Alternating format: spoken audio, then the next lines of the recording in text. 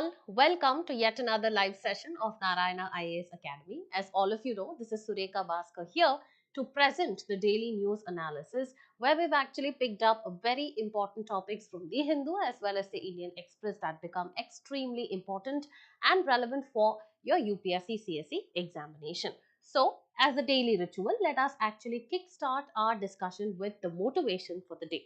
So, what is actually behind me here is life is too short, so we need to focus on the present and create the future that you desire. Yes, of course, this particular what to say quote actually is very necessary for all of us to understand. Okay, so what we generally do is we always get bogged down by the regrets that we have of the what to say decisions we've actually taken in the past and the things that have actually happened to the past. So the regrets we actually carry even in the present day, and also we carry the unnecessary fear of how our future will be shaped. Okay, so that is way into the future. So what this quote says is that leaving behind the past as well as the fear that we have for the future, we need to focus on the present so that we can shape ourselves better and also build a better future. So this very well what to say applies for our preparation as well. Okay, so leaving behind the attempts that we have actually failed and also having the fear of whether we are going to crack the exam in the future, what we need to do is to focus on the present and to give it all into your preparation. So having said this, let us actually move forward to look into what we R&D have actually done in order to ease your preparation for the UPSC CSE examination. Of course, we've actually come up with a 110-day self-study plan for the upcoming prelims examination 2025. So this is actually a very well and in detailed curated plan by our research and development team over here, a team of experts from the particular background. Okay, so all of them have subject expertise. All of us have actually gone to up to the interview stage of the examination. So we as a team had actually prepared this self-study plan where we've actually given you the topic, the subtopic, that is the theme, the sub-theme, as well as the weightage of this particular topic that have previously appeared in your prelims examination. And also alongside, we've actually given you a list of critically important current affairs that you need to study that particular day, and this is actually a 110 day self-study plan. Okay, so we shortly will be releasing this particular booklet, that is a yearly compilation of the critically important current affairs, so which will be a one-stop destination or a solution for all your current affairs, where we also covered the static as well as the dynamic portion, so that you can actually crack or you can actually mark any kind of question asked in different dimension in the particular topic. So having said this, we have also come up with the integrated course, 1 year prelims cum mains integrated course and 2 year prelims cum mains integrated course for the year 2026 as well as 2027, where we actually have a 1,000-hour course is actually going to be the total duration of the course, where 800 plus hours will be given for your general studies preparation as well as your CSAT, and the next 200 hours will be exclusively dedicated to your current affairs. So also we will actually cover all the 3 stages of your examination, that is the prelims, the mains as well as the interview, and why you need to choose us is all this is also one of the reasons. Okay, because apart from these courses, we'll also be giving you a strategic micro schedule where we will actually plan your every day so that you are actually not lost in the vast expanse of the syllabus that is in the UPSC examination.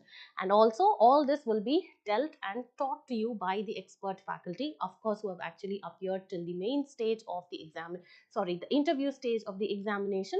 And in order to give you the regular feedback, or in order to curate and give you a personalized feedback, we have actually also come up with the test series where the regular feedback mechanism will be given.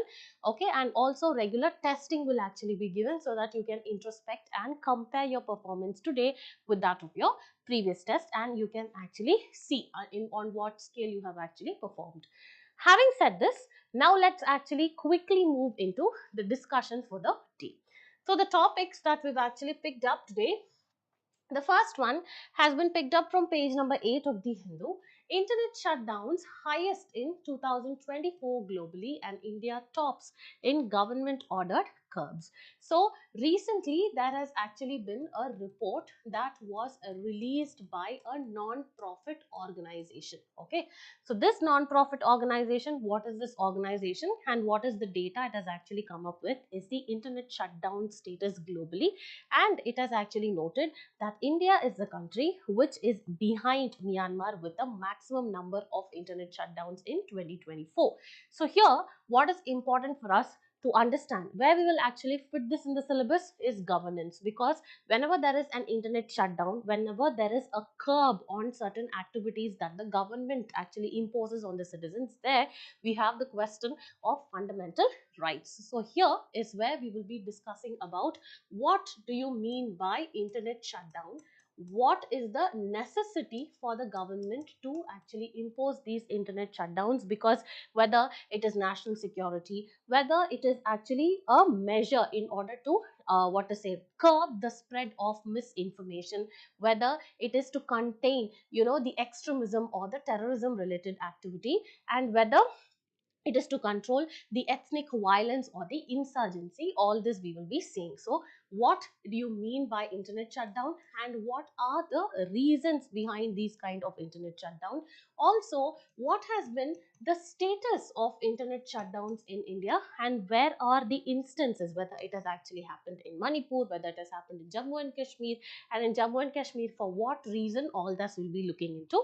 And also we will be looking into certain judicial pronouncements, because any topic you take judiciary, that is the Supreme Court, would have actually had its say in that, right?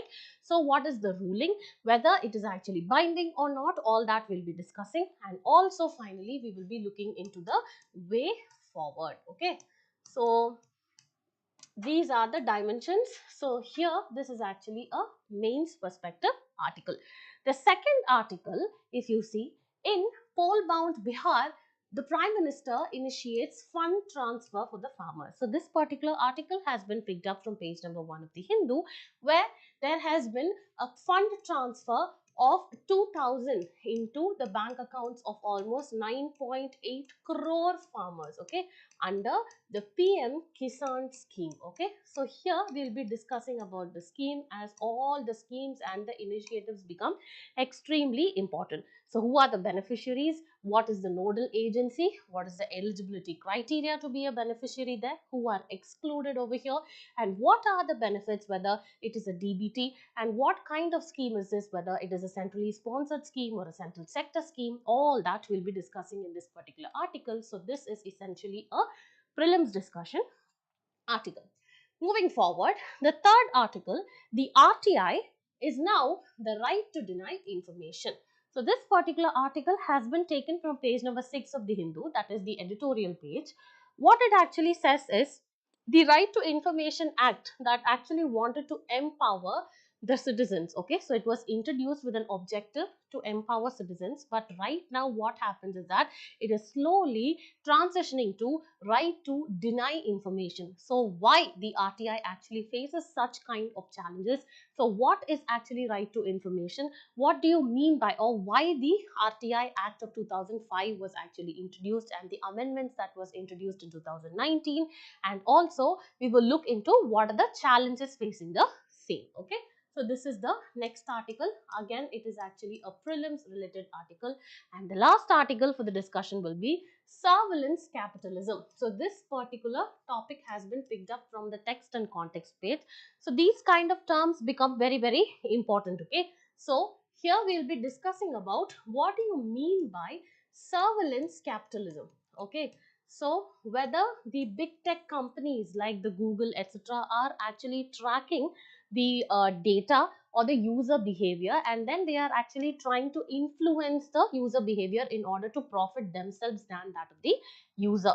And this big data is actually been used by the government as well, and in that case, is it breaching the privacy of citizens, is what we will discuss in this particular article. Okay, so these are the 4 articles, and after the discussion we will actually have a mains practice question, followed by that we will solve the prelims practice questions as well. Now, let's quickly move into the first topic for the day. Very, very important. Internet shutdowns, which is highest in 2024 globally, and India tops in government ordered curbs. Okay, so this particular article becomes very important for both your prelims and specifically for the mains examination, where we'll be discussing about what? Internet shutdowns, the freedom of speech and expression, transparency and accountability. Important for the mains, GS paper 2, fundamental rights, government policies and interventions, transparency and accountability. Now, let us quickly move forward and see the PYQ that has been asked in the examination. So, use of internet and the social media has been used by non-state actors. So, what are the guidelines that actually have to be followed? So, this is the question that was asked in one of your mains examination in 2016. Now, moving forward, let us see why this article is and what is it talking about. So, in 2024, India experienced the second highest number of internet shutdowns. Okay, so what do you mean by internet shutdown? It is nothing but intentional. It is the intentional curbing of internet. Okay, so for various reasons, it can either be the national security. Okay, so in order to protect the national security of India, or in times of ethnic violence, it can be due to insurgency. Okay, then to protect or to prevent the spread of misinformation. So all these things can actually be the probable reasons for the internet shutdown. So that is what is called as internet shutdown.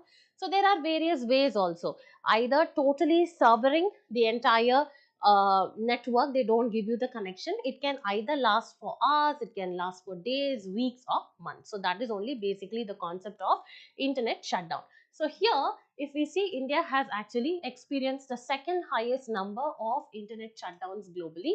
The first is actually been Myanmar with 85 shutdowns instances, where India is slightly behind it with 84 shutdowns. Okay, so this is actually the recently released report by the non-profit organization, that is the Access Now.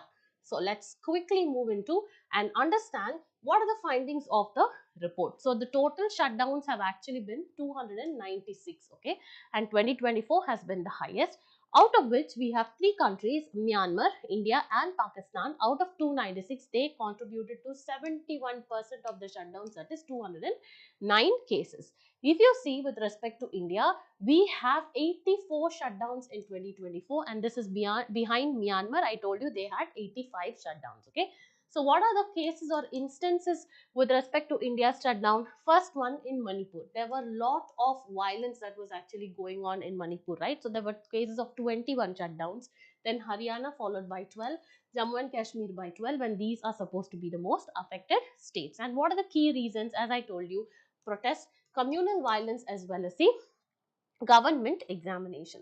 So these are the key findings of the report. So if you see here, Myanmar actually stands as the first with 85 shutdowns, and then you have followed by India, and finally we have Pakistan, Russia, and then it narrows down to Sudan, where there were only 4 cases of internet shutdown. Okay, so now let's move forward and understand what is internet shutdown. As I told you, this is nothing but it is an intentional disruption of internet service within a specific area, and there are different ways of executing it, whether they totally block your access to a particular app or a website or a particular platform, and they also slow down the internet speed or completely curb the or stop the internet connectivity. It can be temporary for few hours or days, or it can extend for weeks or even for months. Okay, so this is what is internet shutdown.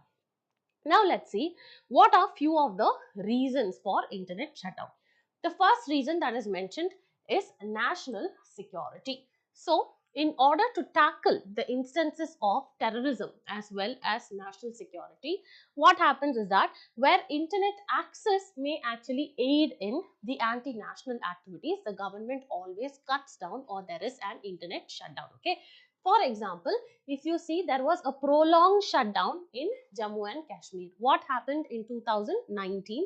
By passing the reorganization of Jammu and Kashmir Act of 2019, what happened? There was abrogation of Article 370. So what do you mean by abrogation of 370? The special status or the privileges that were given to Jammu and Kashmir, such as following their own constitution, having the rights over their property for their residents. So all that special privileges were actually taken away by the government. That was abrogation of Article 370 by the passage of Reorganization of Jammu and Kashmir Act of 2019, and thereby it resulted in the formation of two union territories. One is the Union Territory of Jammu and Kashmir, and then which actually has legislature, and next one is the UT of Ladakh without the legislature. Okay, so for that purpose in Jammu and Kashmir there was an extended period of internet shutdown, okay, in terms of or by citing national security. The second one, maintaining public order. So in order to maintain public order, like recently if you see in Manipur, there were a lot of ethnic violence as well, so mob violence that was actually taking place. So internet shutdowns were enforced in that case also in order to control the violence and to have or to ensure the public order. Next one is controlling misinformation. So when there are internet services, there is a lot of false news and hate speech as well as internet, what to say, there is spread of misinformation, okay, and fake news during very sensitive periods, for example during emergency, during curfew, etc. So this is why internet shutdown is actually required, is what the government says. Next one is to prevent social unrest. Okay, so what do you mean by social unrest? Here, one of the examples is the internet services were suspended in Kolhapur, Maharashtra during the Bhima Koregaon battle. Bhima Koregaon battle anniversary celebrations in order to prevent the potential violence. So why? What is this Bhima Koregaon battle? It was actually a battle that took place in this particular village of Bhima Koregaon of Maharashtra in 1818. So this was actually between the British forces versus the Peshwa Bajirao. Okay. So what was the battle about? The British forces were, or the military troops were actually having Mahars as a substantial or a major population who are a subcaste of the Dalit community. So them versus the Peshwa, the British actually won over the Peshwas and took over their control. Okay, so during that anniversary, what happened? There was internet shutdown in this particular place. Now, preventing cheating in the examination. So, one of the examples is in 2021 in Rajasthan, there had been, an imposed internet shutdown during the teacher eligibility test, so that they had to make sure there was no mass cheating in the examination. So these are the reasons for the internet shutdown. Let's see, in by what legal framework is this particular internet shutdown actually what to say, curbed, or it is actually formulated in India. So first one, before the period of 2017, before all this telecom regulation rules and all those things, what happened?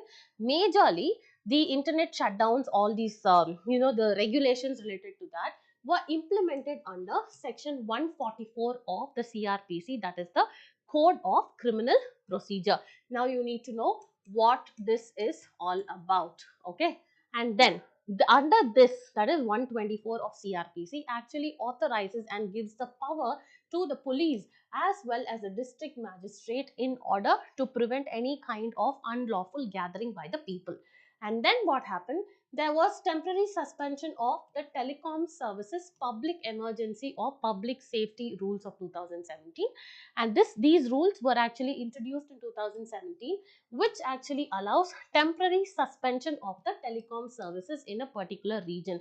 On what grounds? Only during public emergency, and at once it can actually stretch to a period of 15 days, and this can be issued by the Home Secretary of the center or the secretary of the home department when it actually comes to a state. And also to see or to review this, a review committee has actually been appointed, and that actually has 3 members. The first one, the chair, will be the cabinet secretary of the center, and then you'll have the chief secretary of the state. They will review the telecom and the internet shutdown orders which are issued by either the central or the state governments. Okay, So this is actually the legal framework. Next, let us actually see the judicial pronouncement. The Supreme Court in Anuradha Bhasan versus the Union of India in 2020 case, very important. The Supreme Court actually said that freedom of speech and expression through internet is actually a fundamental right as enshrined in the under Article 19 clause 1 clause A of the constitution. Okay, so Article 19 actually has 6 rights, right? That is freedom of speech and expression. This is A. So it has A to G, right? So freedom of speech and expression.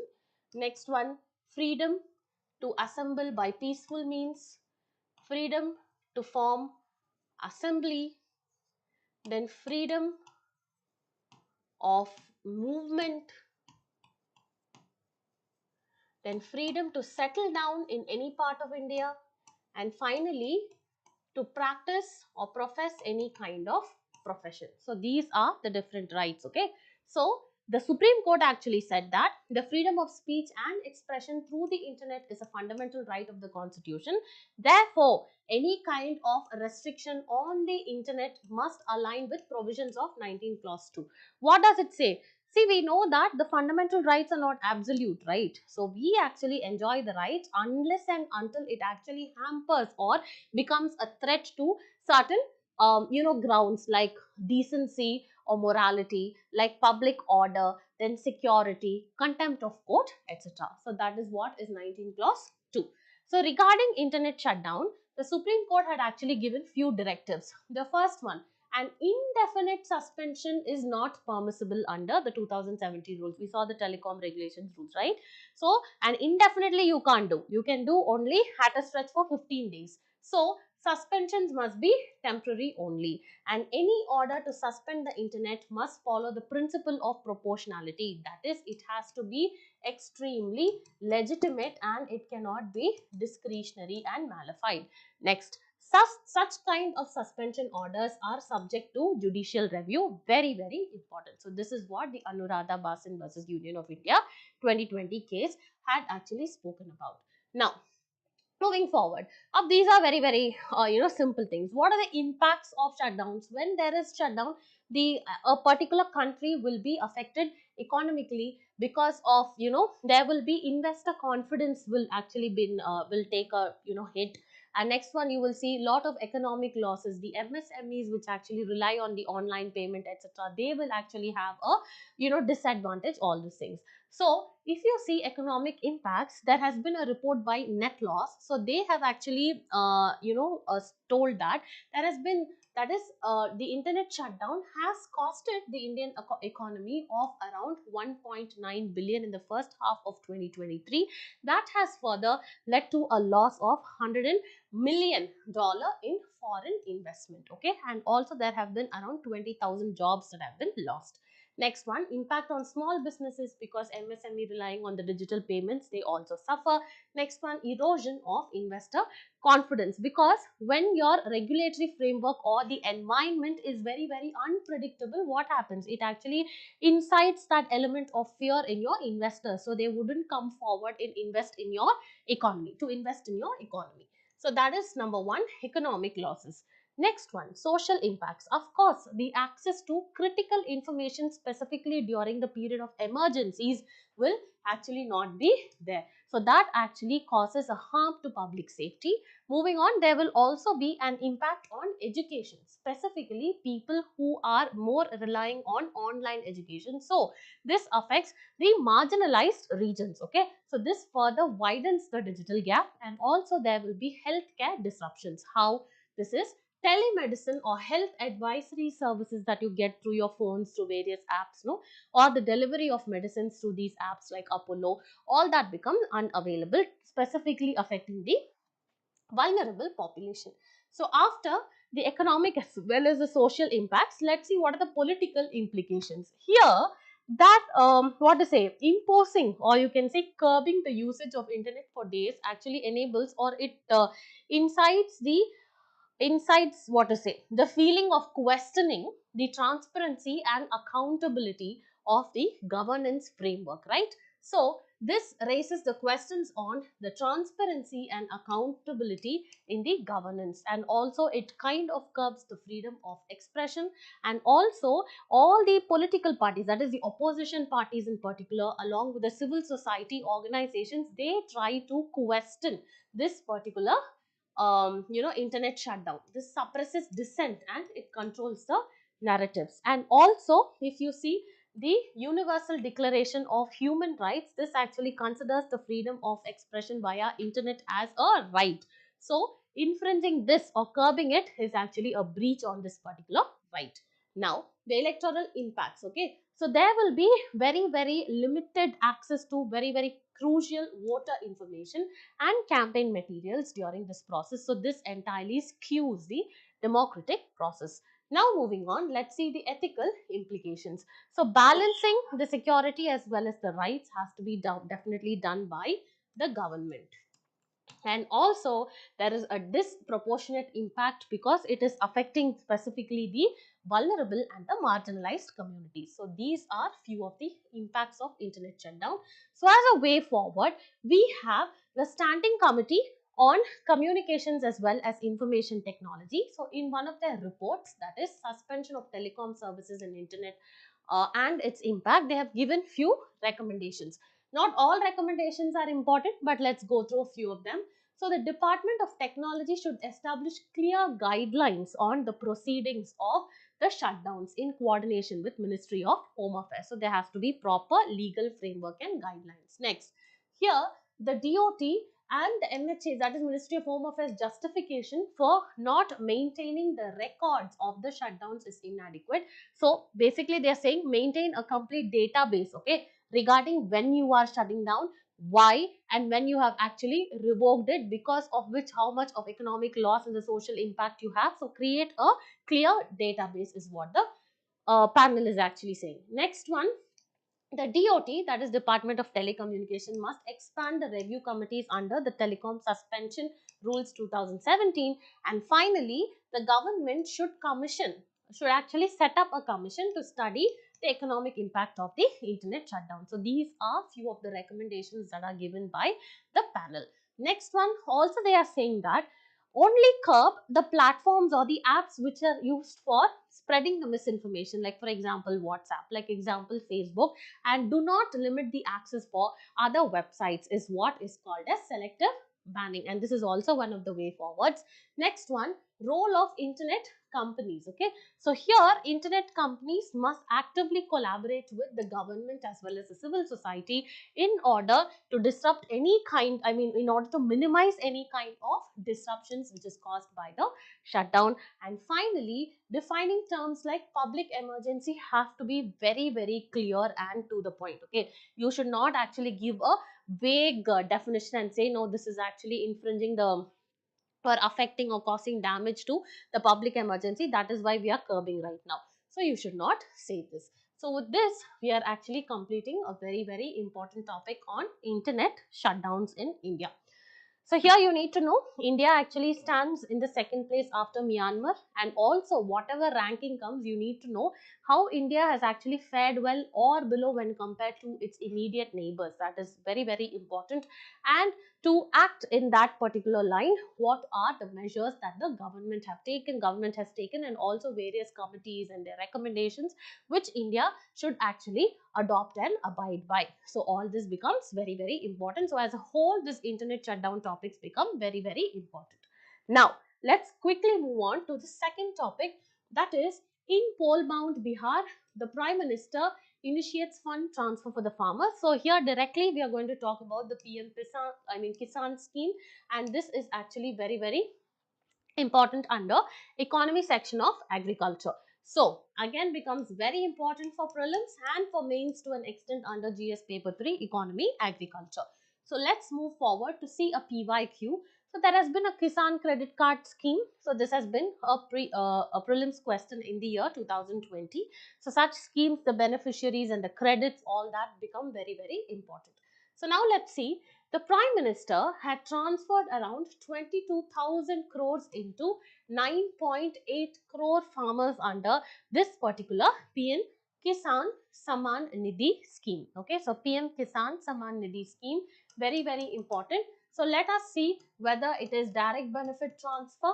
Okay, so there will be direct benefit transfer of 6,000 rupees annually into the accounts of the farmers who actually have a legal land holding. Okay, so this is what is this particular scheme, and these are the beneficiaries. So let's see based on what criteria the beneficiaries are actually chosen. So let's quickly move forward. Let's see the particular scheme, that is PM Kisan. This particular scheme was actually launched in 2019. Nodal ministry is Ministry of Agriculture and Farmers Welfare.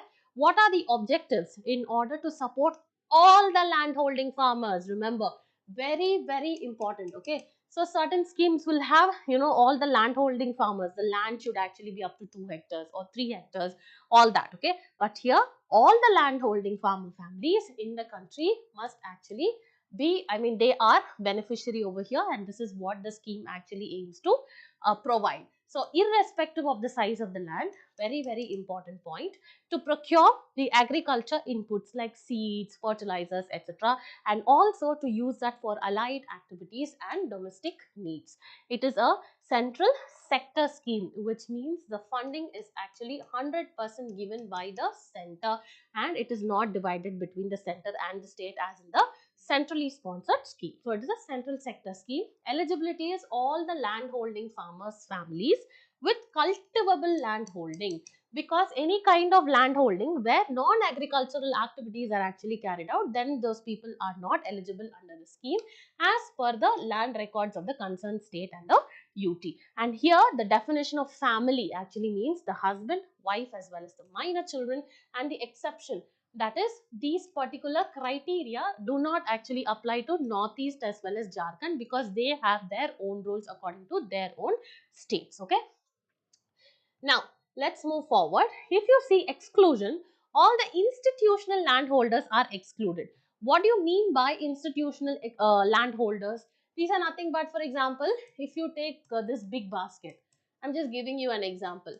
If they are holding a land, say 100 acres or whatever, 10 acres of land, okay, if they are registered land users, they are institutional land users and they are using for farming purposes, then no, then also no, they are actually excluded from this particular, this one, what to say, this particular scheme.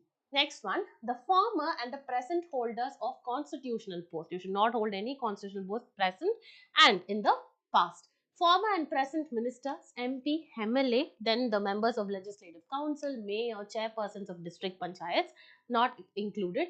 Then present or retired employees of the state and the central government or the PSUs, again not included. Then retired pensioners with a monthly pension of over 10,000, not included. All the persons who had paid income tax in the last assessment year, again not included. Then professionals like obviously the doctors, engineers, lawyers, and then the chartered accountants and architects registered with the professional bodies, not included. Again, the NRIs in terms of the provisions of the Income Tax Act, again not included. So what is the benefit? What is the amount of money that is actually transferred under the scheme is 6,000 per year directly to the bank account. Okay, so direct benefit transfer where 2,000 is actually credited every 4 months. Okay, so in 4 months there is 2,000, then by 8th month there is another 2,000, and by 12th month there is another credit of 2,000. So totally there is 6,000 in a year. Now let's move forward and see the identification. So who are all the beneficiaries and whether they are eligible for this or not is done by the respective state and the UT governments, and the funds are not allocated. So here separate budgetary funds are actually not given to the states. They are directly credited into the bank accounts of these respective farmers in every state wise. And then there is Aadhaar based eKYC is mandatory, and here only land holding farmers, not tenant farmers. Tenant farmers are not eligible.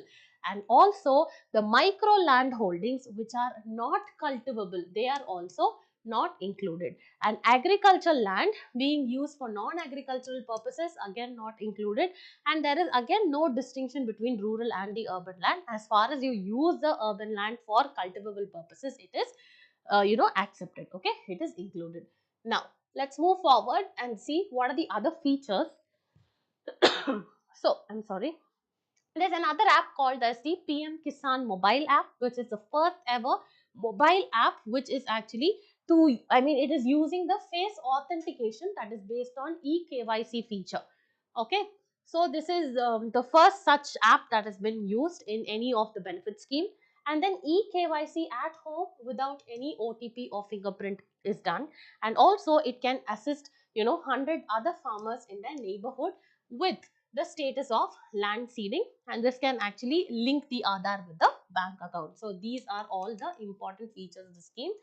The next one, you have the AI chatbot. Okay, so this is directly what to say, it is integrated. So here this is the first ever AI chatbot like the app, in order to be integrated with the flagship scheme of the union government, and this is developed with the help of Xstep Foundation and Bashini, and here it is accessible via PM mobile app. Okay, if you use the app, you will have the AI chatbot. That is, if you actually want some information on the payment details, the eligibility status, and other kind of scheme related updates, you can actually ask this AI chatbot, that they would actually help you by providing the information.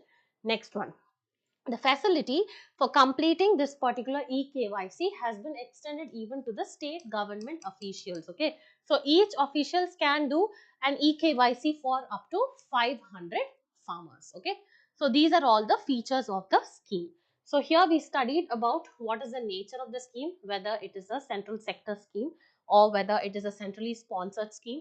We looked at the various features. It actually had an app, it had the AI chatbot, and then you actually saw who are the beneficiaries, how are they classified, and then how are they actually identified, whether by the respective state governments, which are the states that are actually excluded, and who are the people who are excluded from this particular scheme. Now moving on to the third article, very, very important. The right is now, the RTI is now the right to deny information. Okay, so initially, if you see, the introduction when the RTI Act was that is the Right to Information Act, was introduced in the year 2005, it was actually seen as an act which was inculcated into the system for citizen empowerment. Okay, but now it is more seen like the right to deny information. So let us see why such transition actually happened in the Indian political landscape. So here we need to understand what do you mean by right to information, and Right to Information Act is important both for prelims and the mains, that is for GS paper 2. Important aspect of governance, transparency and accountability. If you see the previous year question, there has been a question with respect to Right to Information Act, how it will have a profound impact on the autonomy and the independence of the Information Commission. So these kind of constitutional and non-constitutional bodies and the regulations through which it is actually functioning becomes very, very important. So this was actually a question asked in your 2020 mains examination. Now moving forward, let us see. The introduction of the RTI Act initially sparked optimism for greater citizen empowerment. But if you see, over the line, its effectiveness has actually been undermined by so much of resistance that the government actually offers in order to furnish information that we seek forward. And also there are number of legal challenges is what the article is talking about. Now moving forward, the Right to Information Act, it actually came into existence in 2005 in order to empower the citizens, okay, in order to seek information from the government, in order to promote transparency and accountability, and also openness in public authorities. Now moving forward, the Right to Information Act actually has certain provisions. First is right to information. That is nothing but every citizen has the right to know or request information from the public authority. And then there are also public information officers. Okay, so they have to provide the requested information within a specified time frame. Okay, what will be the time frame? Within 30 days they have to provide, and in case of any kind of emergency like life or liberty, then they have to provide information within 48 hours. So within 30 days they have to provide, or within 48 hours if it actually has cases of life and liberty. Then what are the obligations of the public authority? Public authorities, they actually have to proactively disclose certain categories of information in order to reduce the need for the citizens to make formal requests. That is, keep everything open, and beyond that, if the citizens actually have any doubt, then they can actually request you to provide them the information with that particular subject. Okay. Now, moving forward, let's see. Next one, there will be penalties. That is, these public information officers, if they fail to comply, that is, if they do not provide us the, proper answers or the information, unless and until it is nothing with respect to public order or security, anything like that, they have to provide us the information. If they don't do, then what happens? They will actually face the penalties. And if you're not satisfied with the PIOs, then you can actually go for an appeal to a senior officer to the PIO. Even then, if you're not satisfied, you can actually go to the respective Central Information Commission or the State Information Commission. Next one. The Central and the State Information Commissions are set up in order to oversee the implementation of the entire process and how to handle the appeals. And finally, exemptions from disclosure.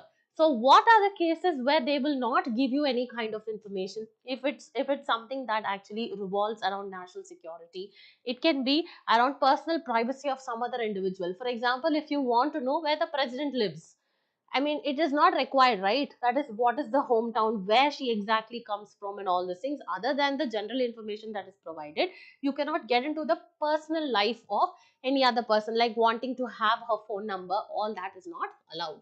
Next one, intelligence organizations. We act in specific cases of the court and the commercial confidentiality. Okay, this and all you cannot know.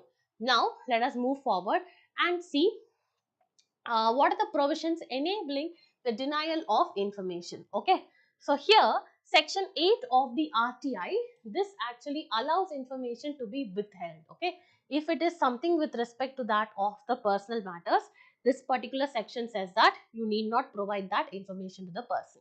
Also, there are judicial interpretation in the cases like Girish Ramachandran Deshpande, etc. And also in 2011, the Supreme Court actually suggested that RTI could harm the administrative efficiency, because the citizens want to know every inch of what the government is actually doing, right? So that kind of micro inquiry will also actually harm the governance and the structure, leading to misuse and justifying the denial of information. Supreme Court said, if you deny the information, okay, we are actually agreeing it. Then Digital Data Protection Act of 2023, there also there is a section 8. Okay, so this was actually amended, and why it was amended? In order to exempt the personal information from disclosure, and further it limited the access to such data. Okay, so these are the provisions of the RTI Act. And then what are the provisions which actually allow the information commissioners or the the public authorities in not furnishing the information also becomes important. Okay, so here we are actually done with this one. Now finally, let's move to the last article, surveillance capitalism, the power to control personal data. So here we'll be discussing about surveillance capitalism. Okay, that is basically how data is used to influence the public behavior or the human behavior to achieve or to get profits. So if you see, generally what does the term capitalism actually mean? Something that is focused on generating profits. Okay, but here surveillance capitalism means the big techs are, like Google, etc. They actually observe your every click.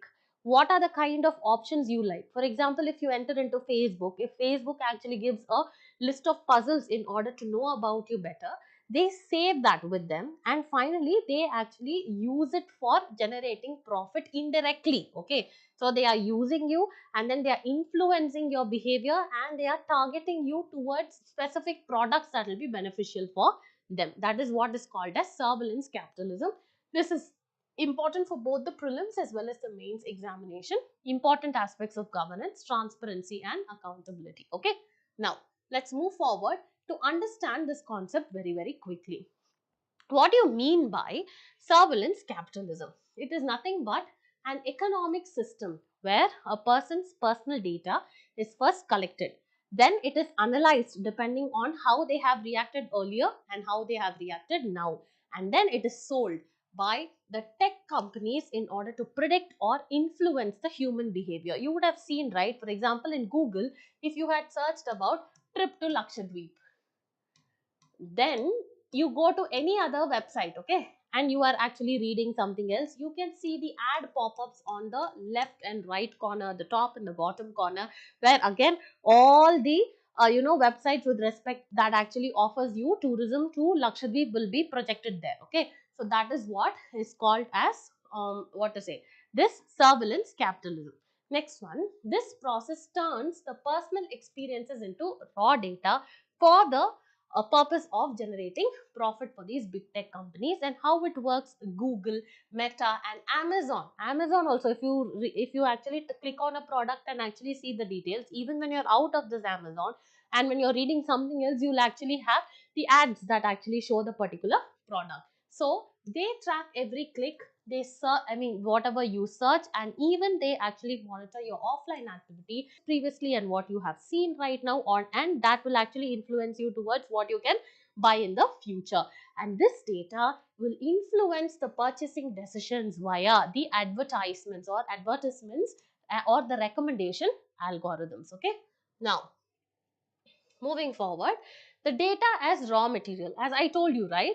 Unlike traditional capitalism that focuses on goods and services only, they actually sell and they gain the profit. But surveillance capitalism actually, this is nothing but profits from extracting the human behavior data and manipulate the consumer choices. So this is what it is, okay.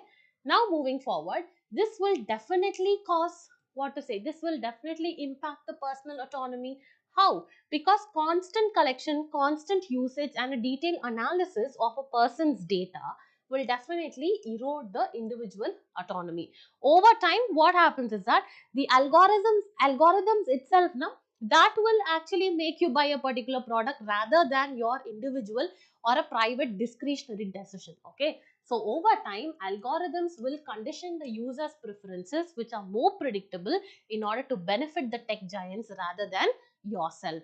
And also entanglement with state surveillance, okay. And government also to an extent definitely relies on these big data on the tech companies only. So it creates again a threat to your privacy, and there it actually questions the democratic accountability, is what this article actually says.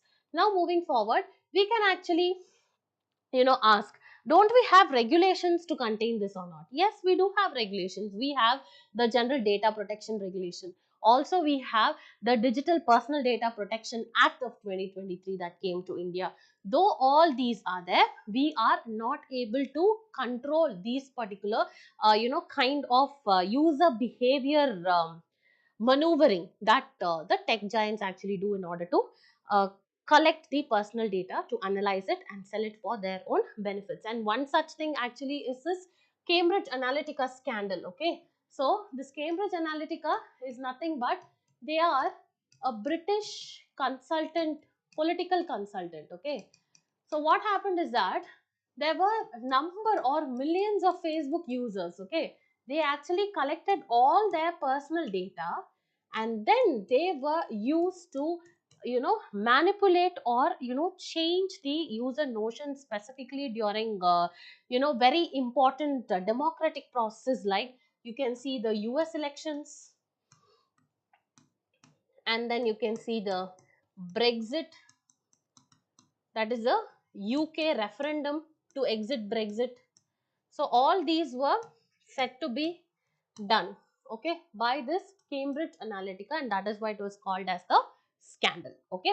So these are the examples. Now let us actually move into quickly solving the mains practice question. First, critically examine the impact and the impact of frequent internet shutdowns in India on governance, economy and civil liberties, and suggest measures to balance the security concerns with digital rights. So here we will actually start with the introduction, where saying that frequent internet shutdowns in India that are actually aimed to maintain the public order and security have definitely on the other side, have caused concerns, okay, regarding the impact that they actually have on the governance, the economy, as well as the civil liberties. Moving forward in the body, you'll have to talk about how it is actually impacting the governance, how it is actually impacting the economy with respect to that of investment, the job opportunities, that is deteriorating the investor confidence, how it affects the MSMEs, the job losses, etc.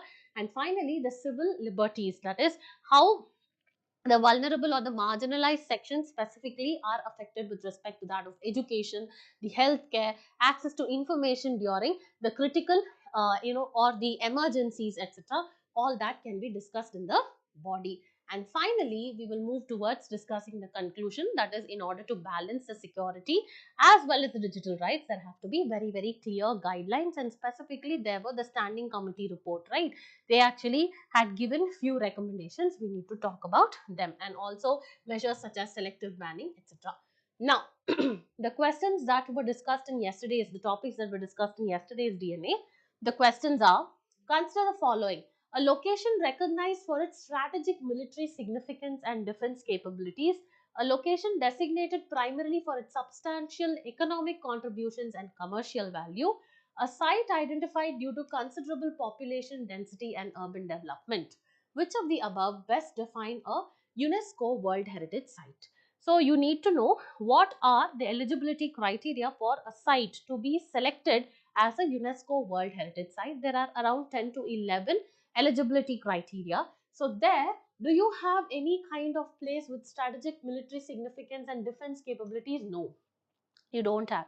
And next one is a location designated for the economic contributions and commercial value. No, it is just the cultural significance is there, but economic contributions and commercial value, it's not there. Okay. Next one, a site identified due to considerable population density and urban development. This is also not there. All three statements are wrong. So none of the above. So your answer is option D. Okay, moving forward, second question. Which of the following correctly distinguishes quantum computing with that of classical computing? Classical computing uses qubits. No, they use bits.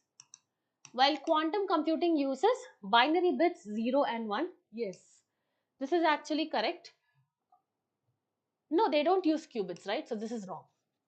Next one, quantum computing enables parallel processing due to the superposition and entanglement. Yes, that is what is the highlight of quantum computing, whereas classical computing processes information sequentially or in parallel with limitations. Yes, this is correct. It has limitations. This is correct.